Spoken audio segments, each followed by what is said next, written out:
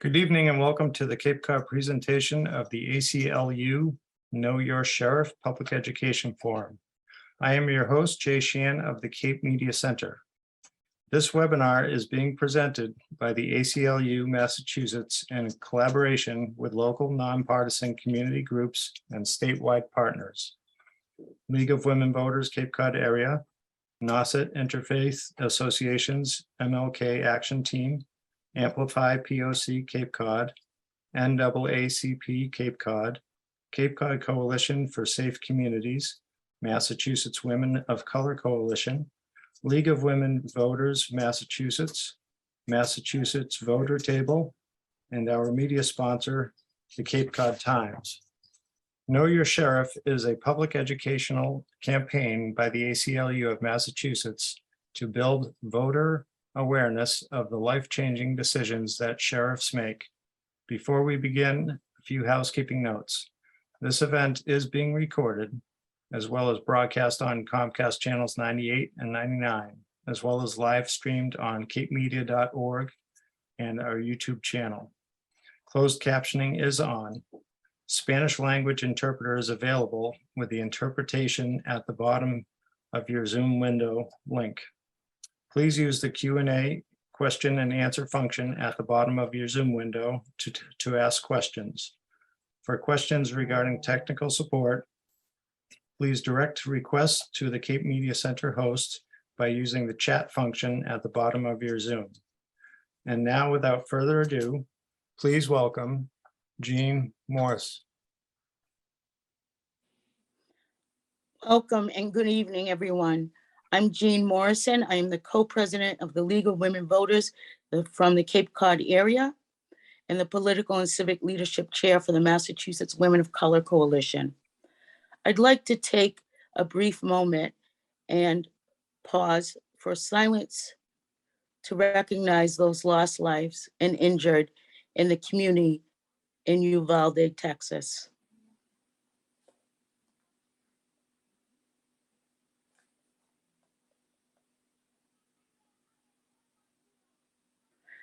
Thank you all for being here tonight. Thank you, Cape Cod Media Center, for hosting, and the Cape Cod Times for their support, and to all of the local and state organizations who worked hard to organize this program for Cape Cod. Special thanks to my colleague, Karen Bajugas, co-chair of the NOSIT Interfaith's MLK Action Task Force, for her leadership in helping to organize this program. This is a nonpartisan education event. Please refrain from writing any campaign questions or comments about candidates in the Q&A or in the chat. We want to be respectful and maintain a nonpartisan learning environment tonight, and misconduct will let you know, and continued will result in removal from the program. This program, like the What a Difference a DA Makes that we had last January, is important because of the upcoming fall elections for the Cape and Islands District Attorney and for the Barnstable County Sheriff. Sheriffs have the power to make our communities safer and more just for all. But most Massachusetts voters don't know who their sheriff is. So hopefully you will learn about the duties and accountability of elected sheriffs. Educated voters are more knowledgeable about the importance and power of their vote and tend to engage in the election process when they have all of the information that they need. The ACLU has a very informative and engaging program for you. I hope that you will find it helpful, and the information provided will motivate you to cast your vote in the fall elections. I am pleased to introduce the presenters for tonight, Olivia Santero and Javier Luengo-Garrido from the ACLU. Thank you, Jeanne. I appreciate that warm introduction. I'm Olivia. I'm the Community Outreach Strategist at the ACLU of Massachusetts, and I'm here with my colleague Javier, and we are thrilled to bring the Know Your Sheriff Public Education Forum to everyone on the Cape. Before we get started, I just want to turn it to Javier to introduce himself. Thank you so much, Liv. My name is Javier Luengo. I'm originally from Chile. I'm the organizing strategist of the ACLU Massachusetts. I'm really glad being here in community with you. Thanks, Javi. And Jay, I'm going to go ahead and share a presentation, and I think I just need some screen sharing ability.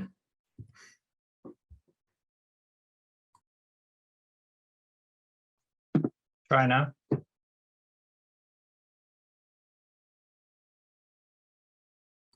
All right, we're all set. Thank you. So once again, I just want to say thank you so much to the Cape Media Center and to our wonderful partners here on the Cape for helping us put on this presentation and for all of the tremendous community outreach that you have done, both around sheriffs as well as DAs. The ACLU's Know Your Sheriff campaign is a nonpartisan voter education campaign to educate people about the role that sheriffs play and the impact that they have in our communities. And we hope that when you walk away from this presentation today, you feel more equipped and informed when you head to the polls to vote this fall. So for tonight, I'm just going to walk us through a quick agenda. I'd love if folks would just start out by introducing themselves in the chat box. I'd love to hear where on Cape Cod people are calling in from tonight, and if you want to share any other info with us, such as an organization that you might belong to, we would love to hear from you. Next up, we're going to do some introductory poll questions just to test the knowledge in the room to see what you already know about sheriffs. And then we're going to go ahead and share some information from a statewide poll that the ACLU did earlier this year. Then we'll get into a little bit more about what the Know Your Sheriff campaign is, what the role of the sheriff is, and talk more about sheriff elections. We'll close out with a question and answer session and some additional ways to get involved. As Jay said at the beginning, we'd love for you to use the Q&A feature to submit questions, and we will designate a section at the end to take care of that. If there's a question that you have and you don't want to lose it, feel free to pop it in the Q&A box along the way. All right, so I want to start out with these poll questions to just test some knowledge in the room. So Jay, if you're able to, I'm going to ask you to go ahead and launch our poll for us. All right, I'm going to give everybody a few minutes to answer these questions.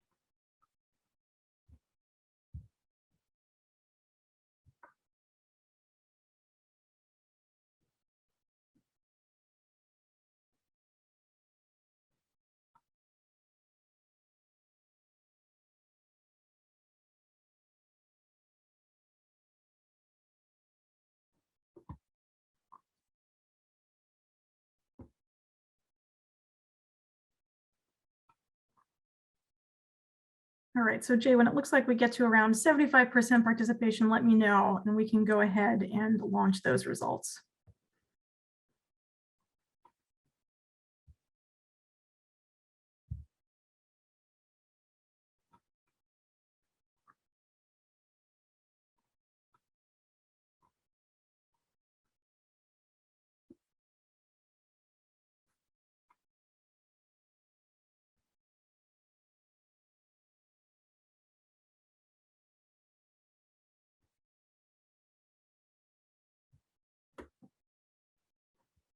All right.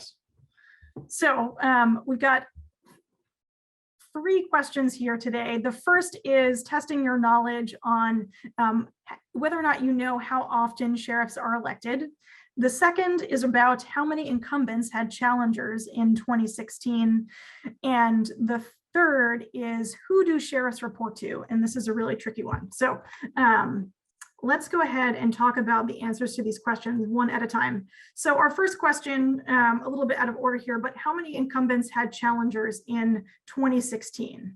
It looks like based on our poll results about 76% of folks in the room said 1, and coming in at 11% of respondents said that it was 4. And so the correct answer is actually 4.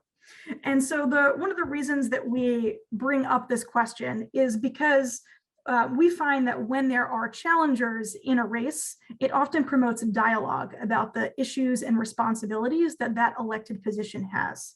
And so when there are less challengers, sometimes there's less dialogue. And so we wanted to bring some awareness to how many incumbents actually had challengers in 2016, and to see if in this election and in subsequent sheriff elections, if we can create additional challengers and increase dialogue about the role and power of sheriffs.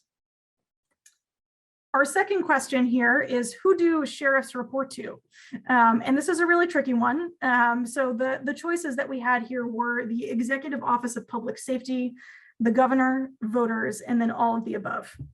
And the all of the above was a little bit of a sneaky answer there, because the correct answer is actually just voters. And the reason that we put this question in here is because this is something that I learned not too long ago, that in a similar way to district attorneys, sheriffs are actually only accountable to the voters. Although they interact with some of these other bodies in Massachusetts, really it's voters who go to the poll every so years to make that decision about who is going to hold that elected office. And then our third question here, how often are sheriffs elected? The answer to that question is actually every 6 years. It's a very lengthy term. And this particular election cycle, there are a lot of offices up for election. And this particular year, both DAs and sheriffs will be on the ballot. DAs are elected every 4 years and sheriffs are elected every 6 years. And so both will happen to be on the ballot this November.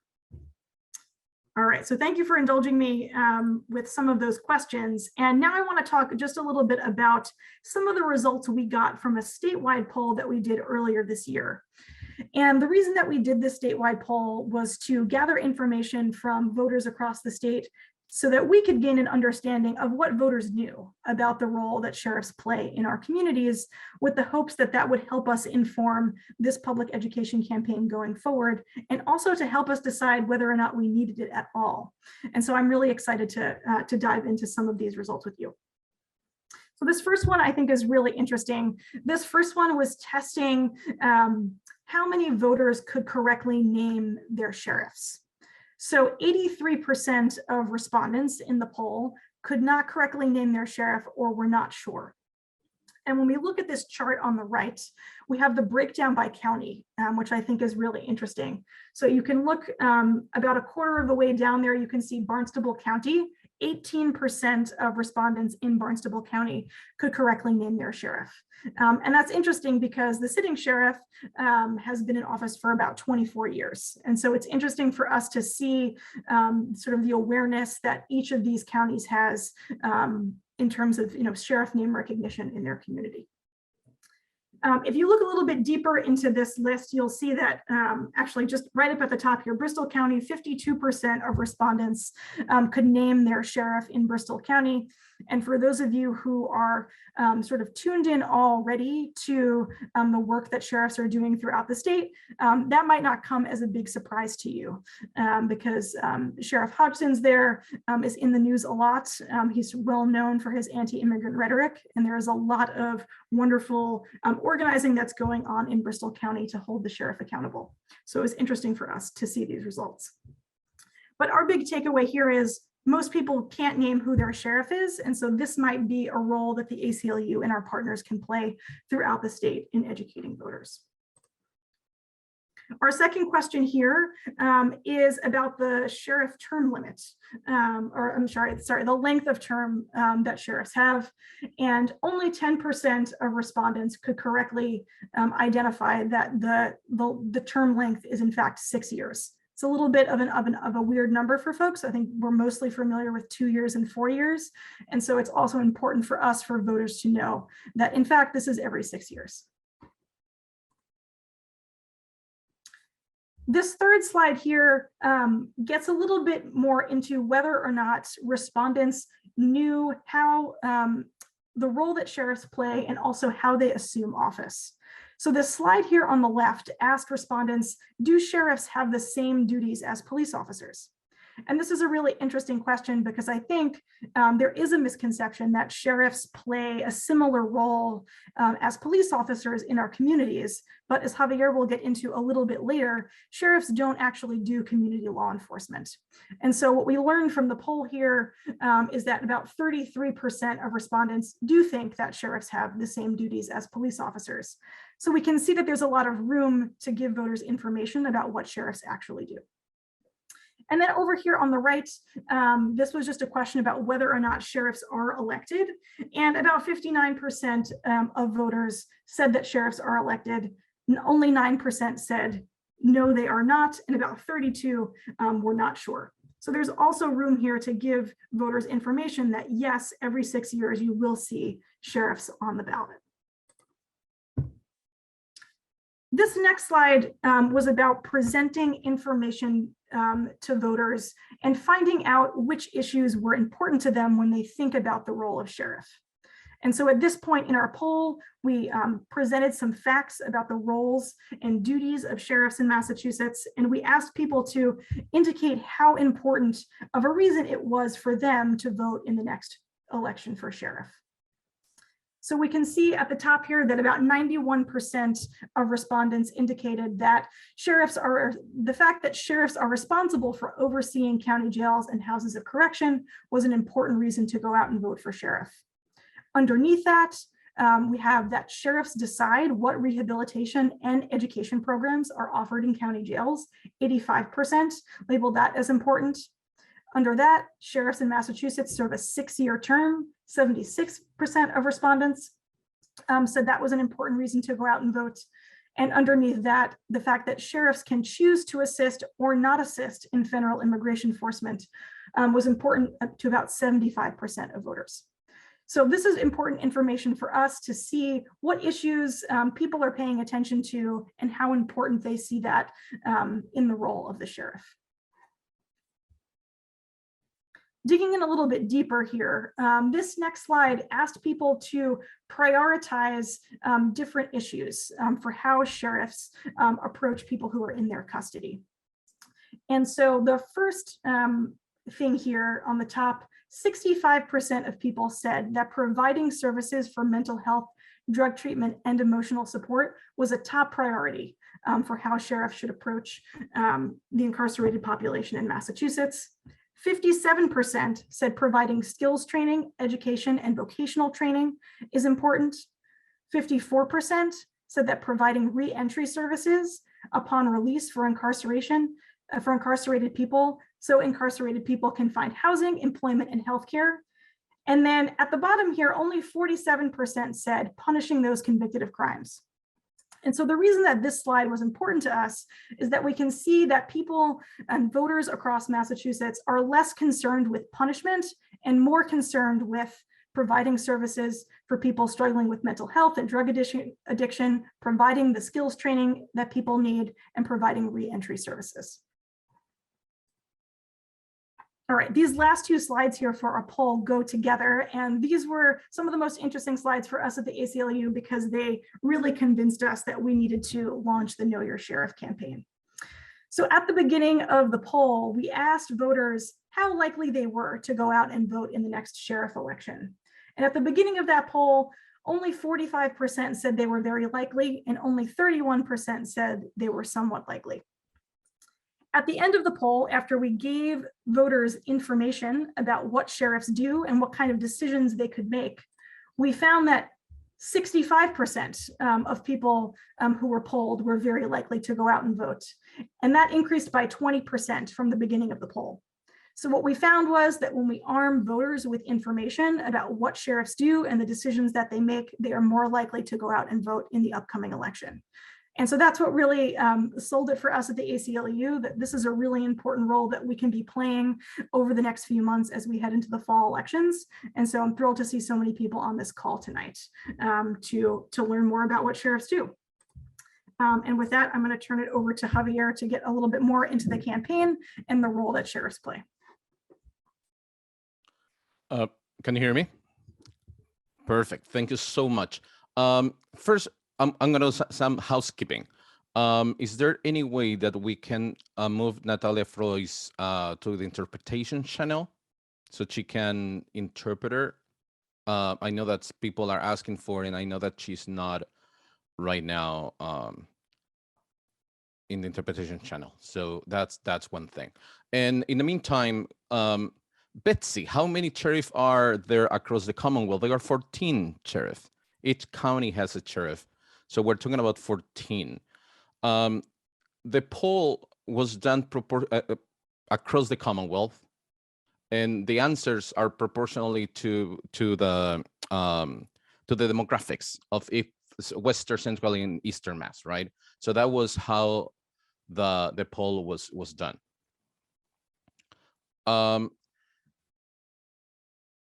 Campaign goals, right? So as Liv said, this is an educational campaign. We firmly believe that educated voters are powerful voters, are people who are going to be voting their minds, and they are going to be voting for elected officials that are going to reflect their values and the values of their community. So the first one, we educate voters, we give the tools, we get the information, we try to reach as many people as we can.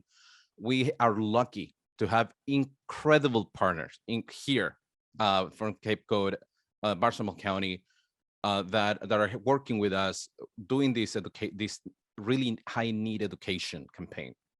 One of the things that we really want to do is to increase voter turnout in sheriff races. There is a massive amount of people that went to the polls, they voted 6 years ago, and they left the sheriff space blank. We're going to talk a little bit about that later. We want them to keep going to vote, but also selecting their candidate, right? And also at the same time, we want people who are not going to vote to feel motivated, to feel energized, to be able to go to get information and vote. We want to also talk in the same way how we did it with the What a Difference at the May campaign about the district attorney and their role and how powerful they are. We want to engage in conversation about the criminal legal system and how sheriff can, in some of the things that they can do can highly affect our community and our neighbors. And for me, paramount, an informed community that elects a person that reflects that community, it's able to keep that elected official accountable. They know where that elected official stands, what that person stands for, and what's the work that is going to happen within the community with that elected official. And that's sort of an overview, a general overview of what we're looking for here. So we're going to move to what is the role of a sheriff in Massachusetts? I know that somebody asked that question. Mainly, they run houses of corrections, right? Franklin County Jail and other houses of correction. In the entire system, there are over 11,000 beds, right? And people detained inside the houses of correction is pre-trial, people that are waiting for trial, and people who had been sentenced, right?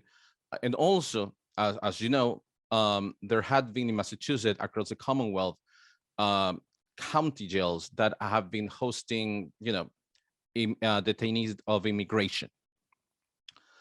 One of the things that the sheriff also can do unilaterally, as a matter of personal decision, is to enter into 287G agreements and detention contracts. And we're going to talk a little bit about that in a couple of seconds. They supervise everybody who is under their department and also administrative staff. They control their budget.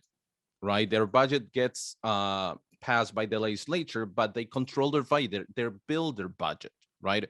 And one other thing that they do, which it's a lot of resources going into this, they transport prisoners and people in custody back and forth from courthouses. 287G agreements. This is really important. This is one of the things that ACLU has been working a lot. 287G are agreements between ICE and local sheriff departments that deputize them to act as federal immigration agents in their community. If I am documented and I'm detained for any reason and then sent to the House of Correction, if that House of Correction has a 287G agreement, they will act as immigration enforcement agents, and they will get in touch with Immigration and Customs Enforcement, which is sort of the immigration police. And that would put me in a fast track to be deported, right? We're talking here about family separation. We're talking here about many times people don't have the chance to defend their cases in front of a judge in criminal court because they are being deported, which is a violation, from our point of view, is a violation of due process, right? One of the reasons why we talk about taxpayer money in 287G agreements is that all the training that the sheriff department engaging in a 287G agreement, that training and all what they do on behalf of ICE and the federal government is not paid. They don't get extra money. That's coming literally from the taxpayer's pocket. In Barnstable County, as you know, has the last agreement in Massachusetts, the last 287G agreement.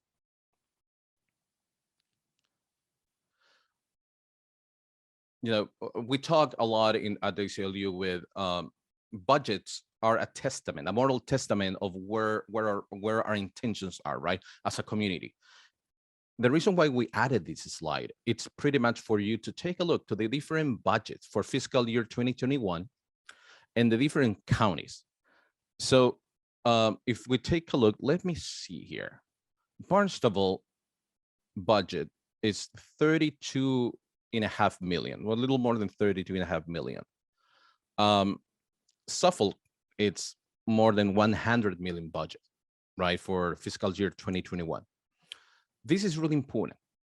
The only way how the budgets are being oversight, it's if the state auditor goes into that specific county and they do an audit. That was one of the things that happened with Bristol County Jail, right? We have the state auditor going into the sheriff department in Bristol and doing a full audit. But this is really important because we want to understand why these budgets, right? What they are applying for, what they are asking for, where services are being allocated or not. That's paramount for us.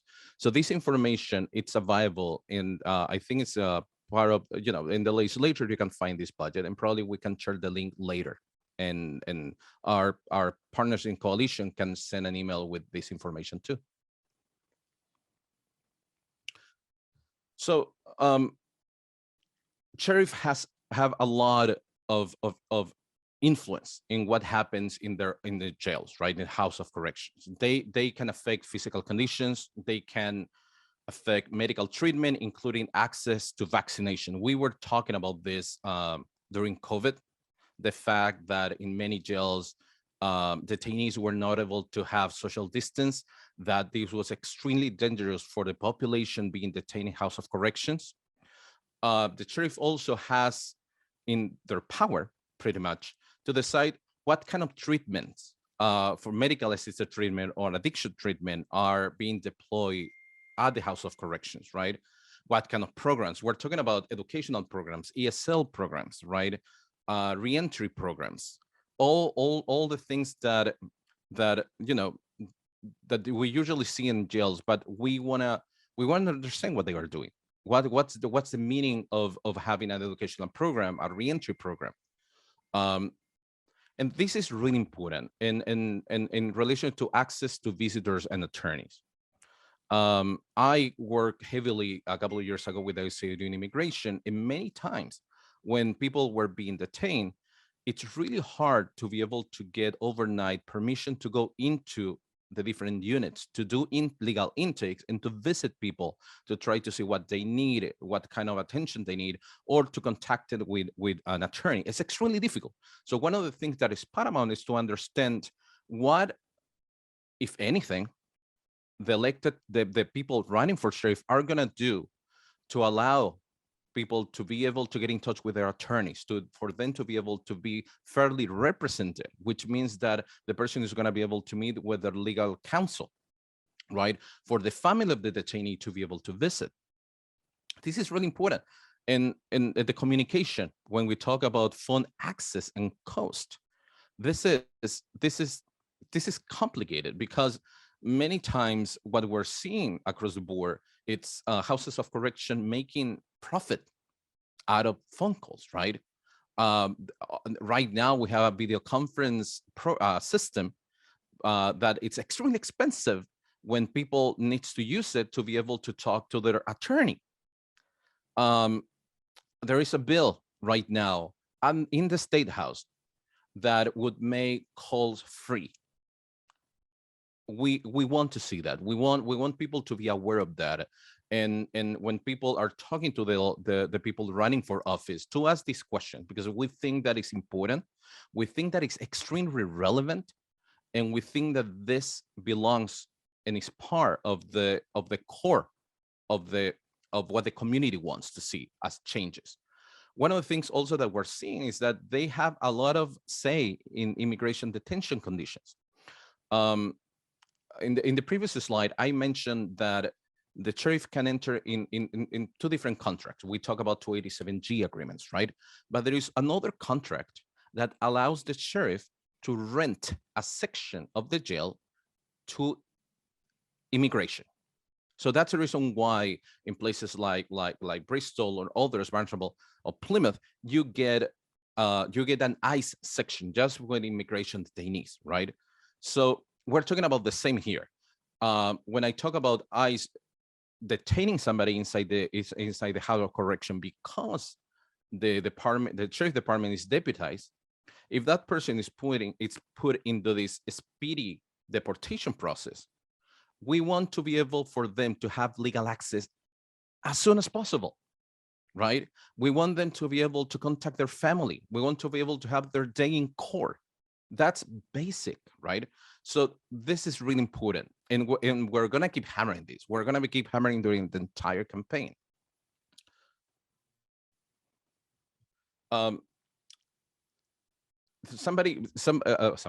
Olivia, talk about, they are different, sheriff in Arizona or Texas don't have the same role that in Massachusetts, right?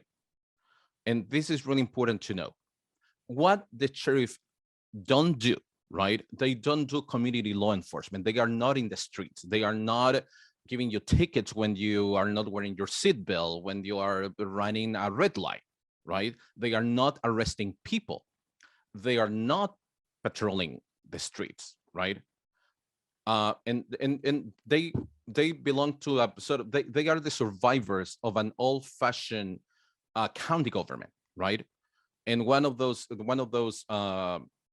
sort of structure, part of that structure used to be the sheriff, and that's a surviving of that structure, and that's the reason why we get those sheriff in each county.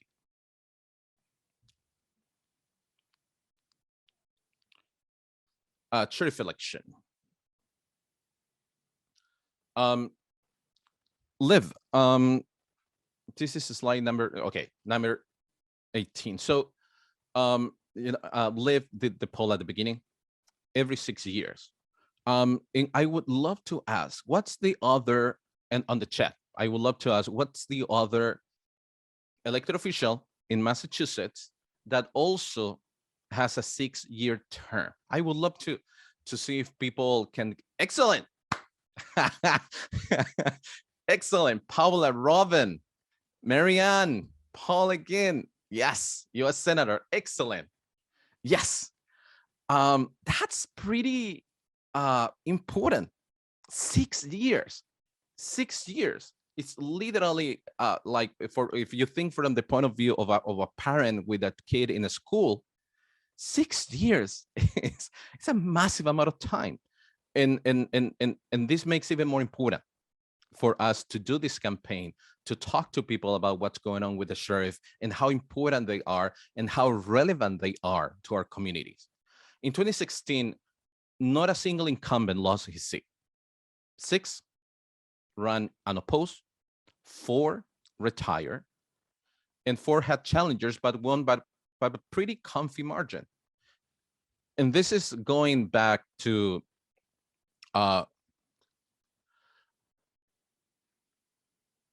Maggie, that's a really good question. As far as I'm concerned, I'm not sure about this, so I'm not gonna answer. I promise I will get you the answer. And we can sort of send an email with our partners, but that's a really, there are not female sheriff. What do we have right now? It's a couple of challengers that are female. And I would ask people to get informed. I know that that's the case in Hampshire County. We have a social worker and a nurse running. But anyway, so when we talk about the goals of the election, I mentioned is that it's not only that we want more people to vote, right? We do. But the reality is that not only we want people who are going to vote that left blank the sheriff space, which as you can see here, seats 170,000 blank ballots. So people that voted for somebody in all their roles, but didn't vote for sheriff. But we want to see that number up, right? I mean, lower numbers. Well, we want to see up is the participation number, right? We want to go through our communities, and this is really important. The ACLU recognize that each of our partners across the Commonwealth has a massive amount of wisdom and knowledge. They are experts in their own communities. And this is the reason why we're partnering with them, right? We are working with them to reach the communities, the different communities with their specificities, with their ways to do things, to be able to get at this goal, to be able to educate the community and to push the community to ask the right questions, but also to participate in and engage.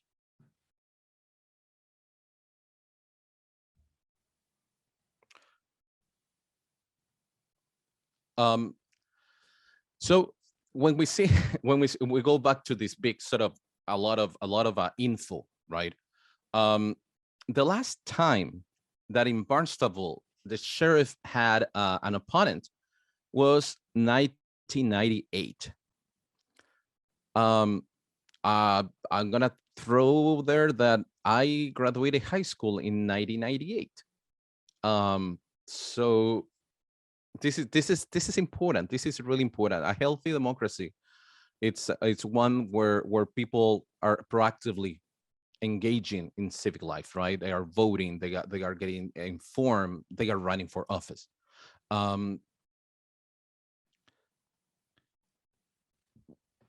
If we go to the next one, and this is what we're talking about, right?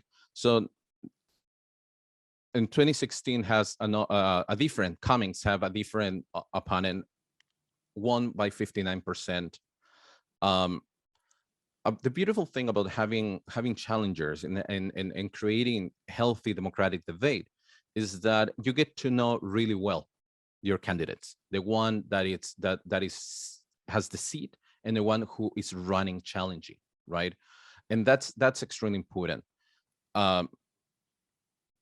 In 2016, there were 168,851 registered voters, but only 137,912 people voted.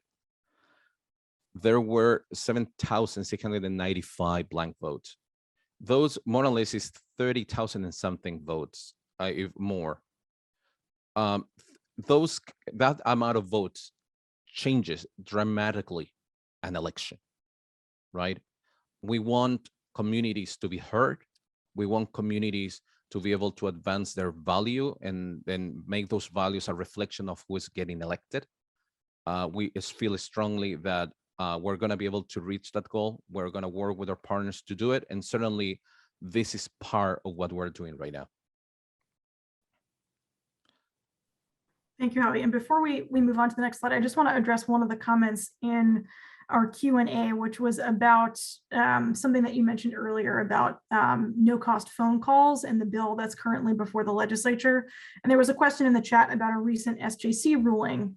And the question was about whether or not that ruling said that phone calls was not something that the legislature could do. But just to clarify for the person who asked that question, because I think it's an important one, that particular ruling actually makes the bill before the legislature even more important, because this particular ruling was about Bristol County and a contract that Sheriff Hodgson has there with a company that's providing the phone services in the jail.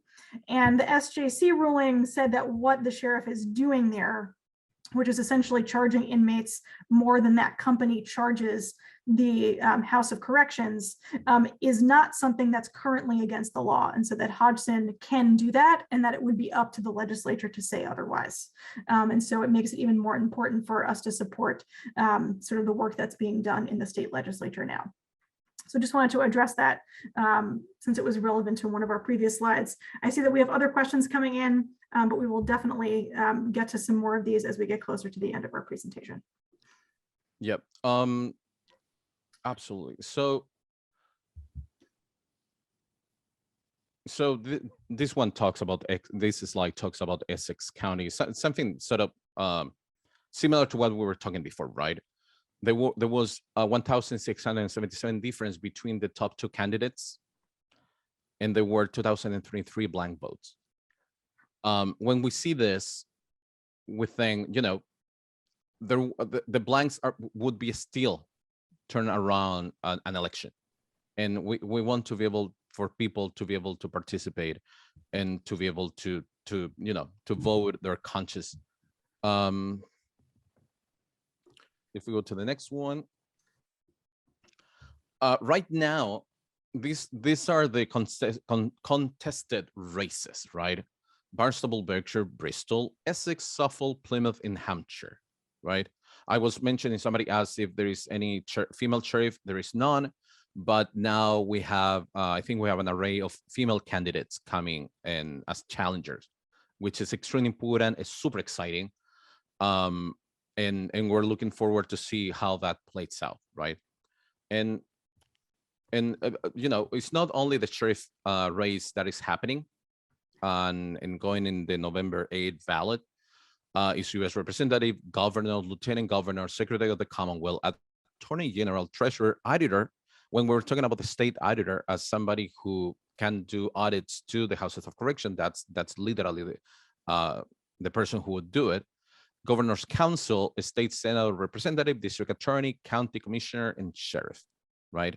At the ACLU, we're working in District Attorney, what a difference District Attorney makes, a DA makes, and the Sheriff in our campaign. The primary is going to be September 6th. The general election is November 8th. The first week of June, we're really going to know who is running, because we're going to know which signatures were submitted and are valid and who is in the ballot, at least for the primary election. And that's going to be off to the races. That's going to be extremely exciting, and we're going to be looking forward to expanding our work with our partners. Thanks, Javi. And as we get closer to the end of May, when candidates have to submit signatures to be on the ballot, we'll have a clearer picture of who will be running for both sheriff and DA and all of these offices as well. But at the ACLU, we're continuing to keep track of candidate announcements, and we'll be releasing some information in June about all of the candidates that will be running for office. All right, I'm going to stop there. I'm going to stop sharing my screen here for a second so we can address some of the questions that have been popping up in the chat box. Sorry, in the Q&A box. There's a question here, and Javi, I'm going to ask you to help me with this one, about sheriff salaries in Barnstable County, and is it set by the county? The sheriff dello condato di Barnstable. Yo no tengo los números ciertos, pero Javier, ¿cuál es? Pues es parte do presupuesto que é aprovado pelo legislativo. Entonces, depende de lo que el presupuesto que lo legislativo va a ser aprobado. Barnstable County Sheriff salaries. If anybody does know, crowdsource a little bit here in the chat for folks who might be familiar. Please feel free to pop that into the chat.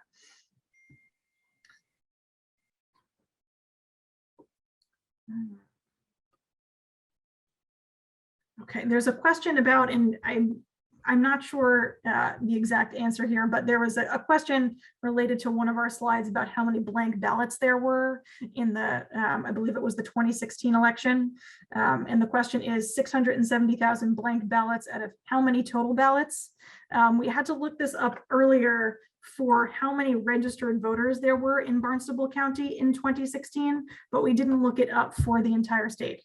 So this is a great question that we can go back and look for and perhaps follow up with an answer. Javi and I will put our emails in the chat box just to let you know at the end for any follow-up questions. Yep, So this is going to be in the source is the Cape Cod Times.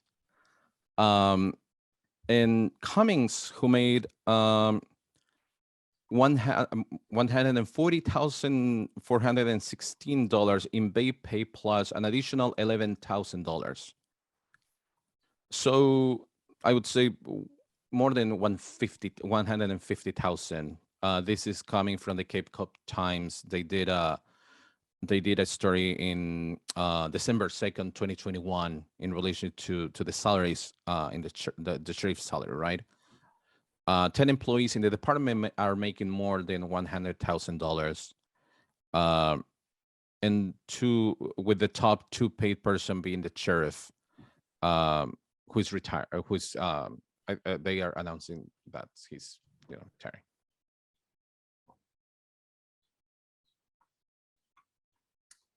Great, and I see a question about whether sheriffs are required to claim a party affiliation. That's a good question. I don't know if. So what we're seeing across the board is yes. So for example, the three challengers in Hampshire County, 2 are Democrats, right?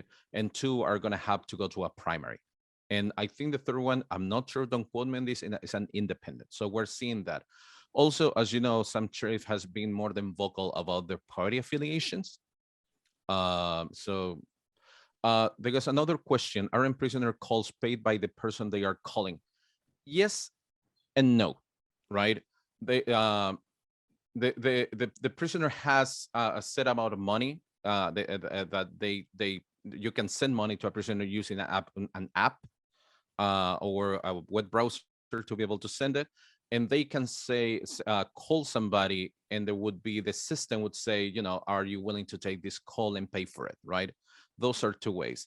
For most of the people, still the costs are prohibited, right? And that's something that we want to see change.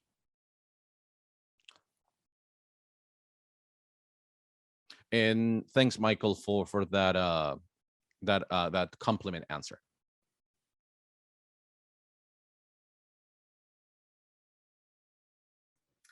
I see a question that I'm not sure I have a particular opinion on, but it's sort of interesting. It says, it seems that county government is a holdover from a previous age, right? Which is true. We mentioned earlier that county government was abolished, right? But both sheriff and DA, for example, sort of have a county distinction.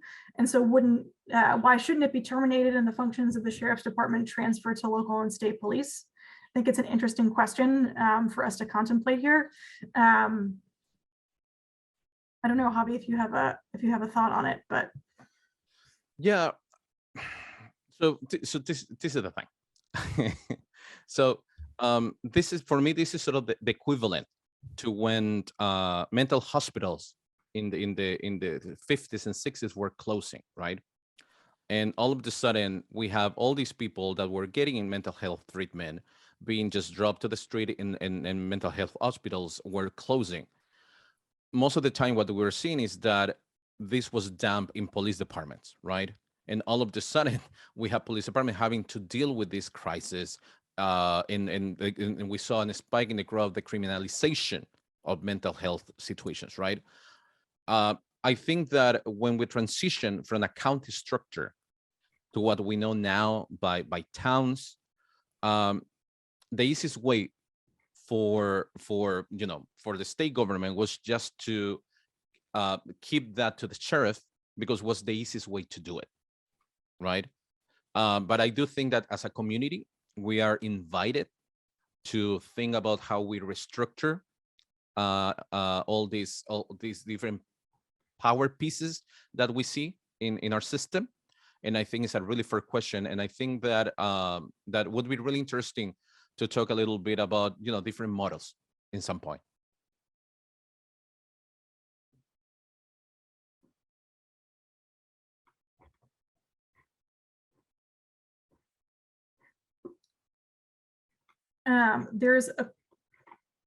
There's a great question here about how people on the call can best help disseminate the information from what you've learned this evening. And I love this question because that's what we want to help you do.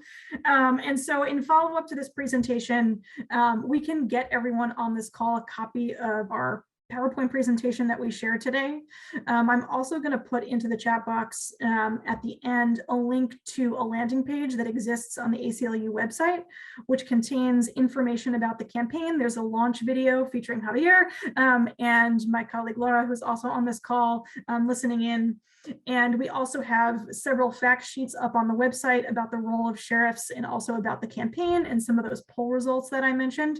And so we're going to make all of that information available to you. And we encourage you to share that with your friends and family.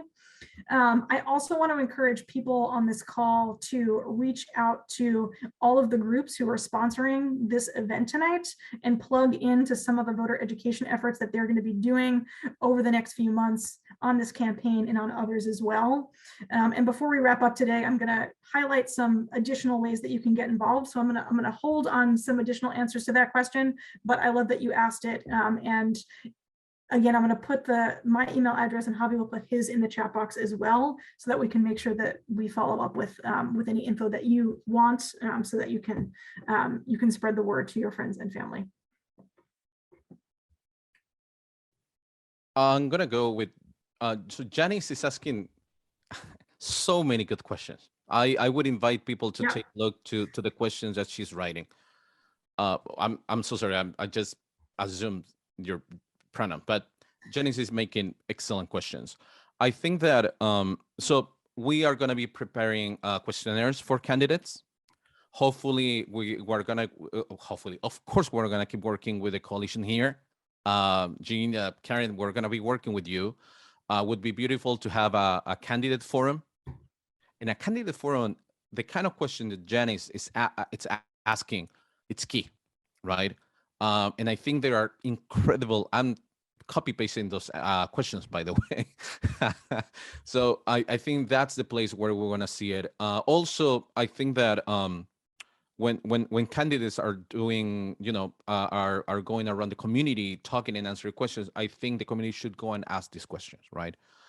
I'm going to move to Michael. In Massachusetts, are an incarcerated person's right to vote suspended during their time in prison and restored after release? How can this can be changed? State legislative action. So what I can tell you about that is that for sure, people in pre-trial, those who are waiting for a trial and to be sentenced, are the ones that 100% sure they still can vote, right?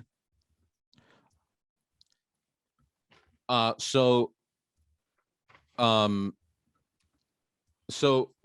right now, when we're talking about that, we're talking about accessibility to be able to ballots, right? And also accessibility to material, right? We're talking about candidates material, everything that would make the person who is in pretrial detention able to vote, right? That's what we're looking for.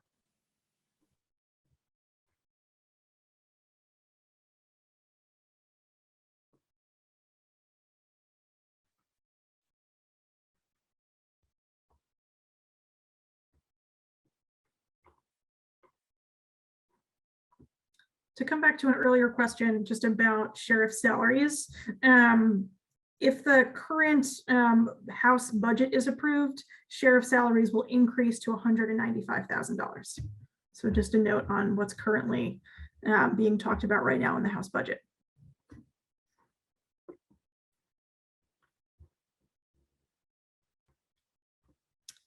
I see a question here from Shelley about how in Worcester, there's nobody currently opposing the sheriff there. And the question is, what do we do earlier to find new candidates who would be interested in running for sheriff? I think this is a great question.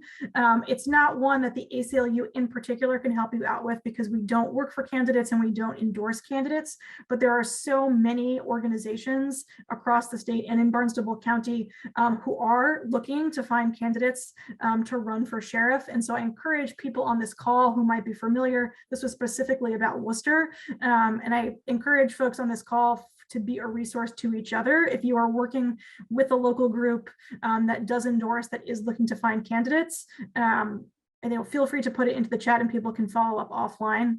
But I think this is a really great question. And we hope that one of the byproducts of this program is that people are encouraged to run when they learn more about the role that sheriffs play, and that so often these races go uncontested. Judith, has a woman ever been elected to sheriff? Not that I know. I may be wrong, but I honestly don't think so. And Judith says, we have a female running in Barnstable County in 2022. Exciting, super exciting. I would say that it's extremely exciting. It's a really good step, and I would invite people to learn, to get informed about whoever is running the political platform, their ideas, what they bring, what they would do different, and where they stand in relationship to treatment of people incarcerated, right? And Michael, I totally agree with you. It's problematic disenfranchising people, taking away their vote, their ability to vote. It's one more action to the criminalization of affected communities, right? Janice says, if an ICE unit is created in Barnstable, does it take away from the space for possible violent offenders? What I have seen across the board in Massachusetts is that the sheriff is always evaluating the amount of beds that they have, right? And what they are looking for is to be able to have as much beds occupied as possible, right? In cases like Franklin County Jail, that used to have one of the last ICE sections in Western Mass, they do whatever they have to do to have enough space for whoever they need to have, right? That's sort of as an administrative work that they do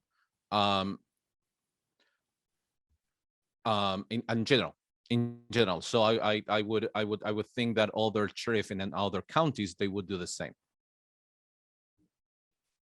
Great.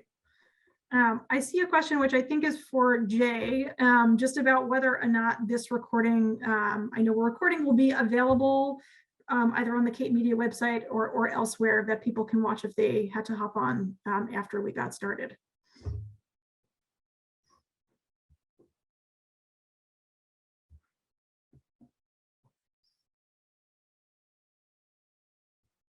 Okay, the answer that I'm getting is that yes, it can be available, and so we will make it available to you.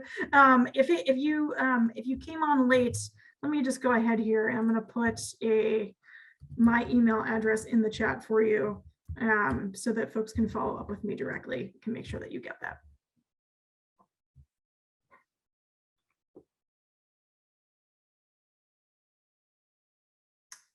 There's a question about how many people are attending the webinar. That's a great question. Some folks have dropped off as we got through our Q&A, but I think we had about 55 people on when we got started here. So great to see so many people tuning in.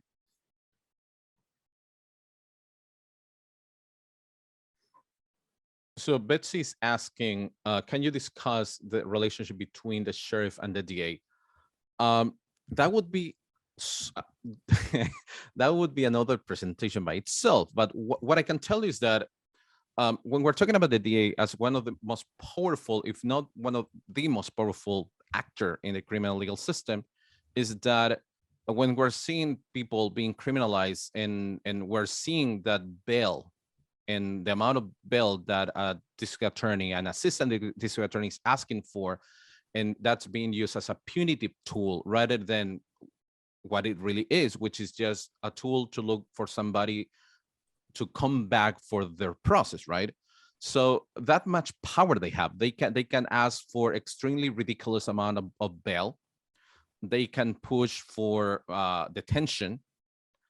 So that's massive. And how that sort of overlaps with the sheriff, in my personal experience, what we're seeing is that for example, if somebody goes to the county jail to pay bail for somebody, sometimes we're seeing that the process can be terrible, and you can be there for 5 hours, 6 hours, right?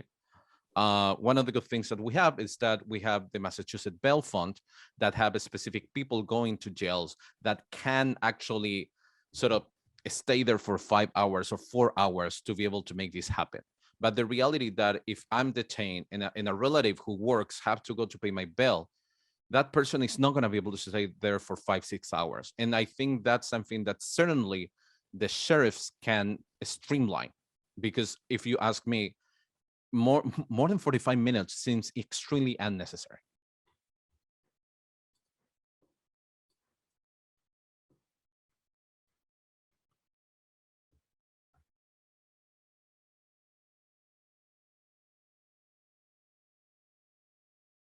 And Liv, there is one more from Michael. If there is a major concern with sheriff and their operations or decisions making during the term of office, is there any state oversight board or agency that provides oversight, censure, or punishment for a sheriff who is managing badly?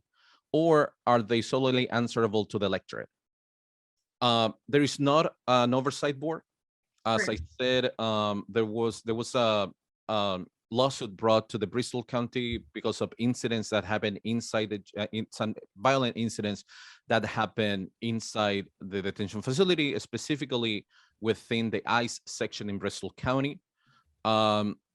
We saw a report coming out from the Attorney General about the inhumane conditions of the jail. And after that, we saw the state auditor making a full audit of it. Besides that, the electorate is certainly the most effective oversight body that we have at state level. And that's the reason why it's so important for people to get educated, get good information, and vote. Yeah, absolutely.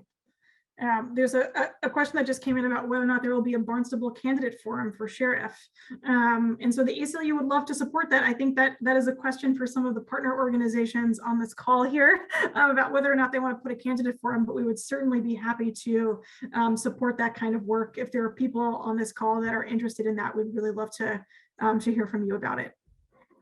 And I think that's actually a good segue into just a couple of thoughts before I turn it back over to Jeanne and Karen.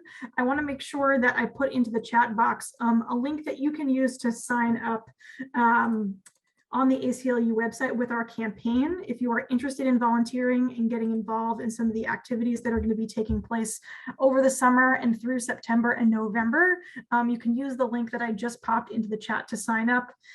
As we get closer to the September and November elections, we're going to be doing a lot of get out the vote activities through text banking and phone banking. There might be some canvassing as well. We are encouraging people at all of the wonderful summer events that are going to be happening over the next few months. If there's an opportunity for you or your organization to set up an information table, we'd love to provide information to you that you can disseminate to people at those various fairs, festivals, community events. And we really want to encourage you to connect again with the partner organizations that are on this call. I'm going to take a moment to share my screen. I'm having some internet issues on my end here.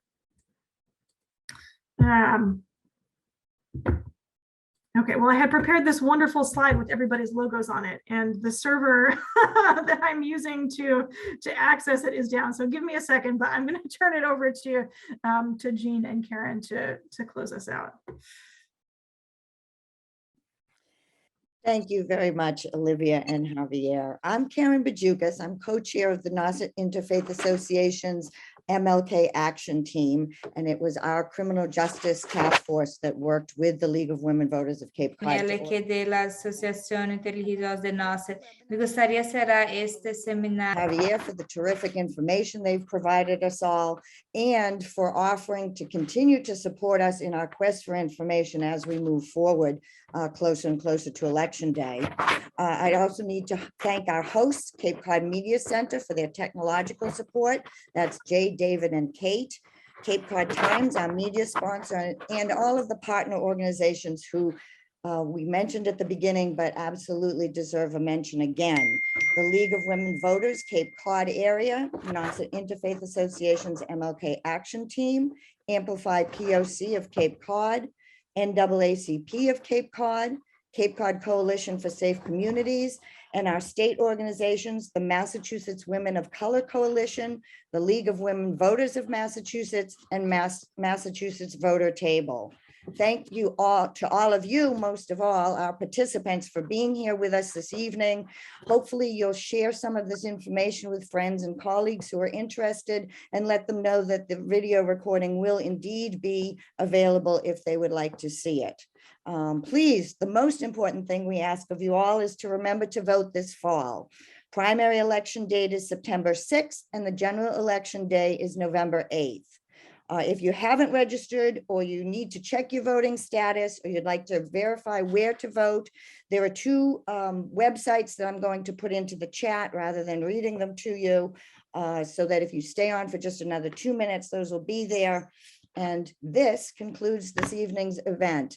Thank you again, everyone, for participating. Oh, I also need to thank our interpreter who is doing Spanish language interpretation, Natalia Frois. She is with us tonight as well, and I don't want to leave her out. So thank you all for being here, and have a good evening. Good night. This concludes the program.